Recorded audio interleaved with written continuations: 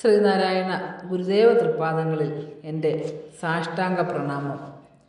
ശ്രീ മങ്ങാട് ബാലേന്ദ്രൻ സാറിൻ്റെ ഗുരുദേവ കഥാസാഗരം ഭാഗം 180 മഴ പെയ്യുമോ. ഭാഗം 180 മഴ പെയ്യുമോ ഇവിടെ ആരംഭിക്കുന്നു. ഗുരുദേവൻ പ്രതിഷ്ഠ നടത്തിയ കുന്നുംപാറയിലെ സുബ്രഹ്മണ്യ ക്ഷേത്രത്തിന് ആവശ്യമായ സ്വത്തുക്കൾ നൽകിയിരുന്നത് മുട്ടക്കാട് കൊച്ചൂട്ടി വൈദ്യർ എന്ന ഒരു ഗുരുഭക്തനായിരുന്നു. ഒരിക്കൽ അദ്ദേഹം അസുഖം ബാധിച്ച് കിടപ്പിലായി. വാർദ്ധക്യം മൂലമുള്ള മൂത്രതടസ്സമായിരുന്നു രോഗം. വൈദ്യരെ ചികിത്സിക്കുന്നതിനായി ഡോക്ടർ AN പണിക്കരും അദ്ദേഹത്തിൻ്റെ സഹായിയായിരുന്ന മണ്ണന്തല കുഞ്ഞുകൃഷ്ണനും ഒരു ദിവസം എത്തിച്ചേർന്നു.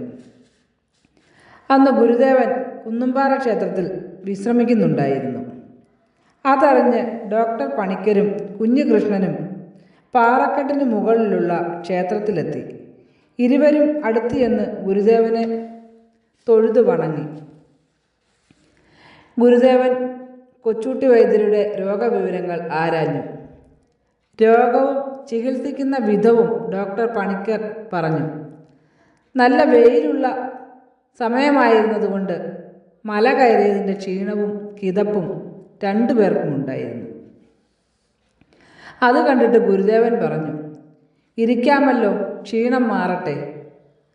കുറച്ച് സമയം കഴിഞ്ഞപ്പോൾ ഡോക്ടർക്ക് മടങ്ങിപ്പോകേണ്ട നേരമായി. അപ്പോൾ ഡോക്ടർ ഗുരുദേവനോട് പറഞ്ഞു, കാറുണ്ട്, ടൗണിലേക്ക് സഞ്ചരിക്കണമെങ്കിൽ അതിൽ പോകാം. ഉടനെ ഗുരുദേവൻ ചോദിച്ചു, മഴ പെയ്യുമോ. നല്ല വെയിലും ചൂടുമുള്ള ആ സമയത്ത് മഴയുണ്ടാകുവാനുള്ള യാതൊരു സാധ്യതയും ഇല്ലായിരുന്നു. അതിനാൽ ഡോക്ടർ പണിക്കർ സംശയമൊന്നും കൂടാതെ പറഞ്ഞു, ഇന്ന് മഴ പെയ്യുകയില്ല. അപ്പോൾ ഗുരുദേവൻ എഴുന്നേറ്റ് അകത്തെ മുറിയിലേക്ക് കയറിപ്പോയി. ഞൊടിയിടയിൽ ഒരു തണുത്ത കാറ്റ് അവിടമാകെ വീശിയടിച്ചു. അതിനോട് ചേർന്ന് നല്ലൊരു മഴയുമുണ്ടായി. ഡോക്ടർ പണിക്കരും കുഞ്ഞുകൃഷ്ണനും അതിശയിച്ച് നിന്നുപോയി. അല്പനേരത്തേക്ക് മാത്രമേ ആ മഴയുണ്ടായിരുന്നുള്ളൂ. ഗുരുദേവൻ മുറിയിൽ നിന്നും വെളിയിലേക്ക് വന്നപ്പോഴേക്കും ആ മഴ തോർന്നിരുന്നു. അത് കണ്ടിട്ട് ഗുരുദേവൻ വീണ്ടും ചോദിച്ചു, മഴ പെയ്തു അല്ലേ. ഡോക്ടർ പണിക്കർ അതിശയത്തോടെ പറഞ്ഞു, മഴ പെയ്തു. അപ്പോൾ ഗുരുദേവൻ എന്ന് മൂളുക മാത്രം ചെയ്തു.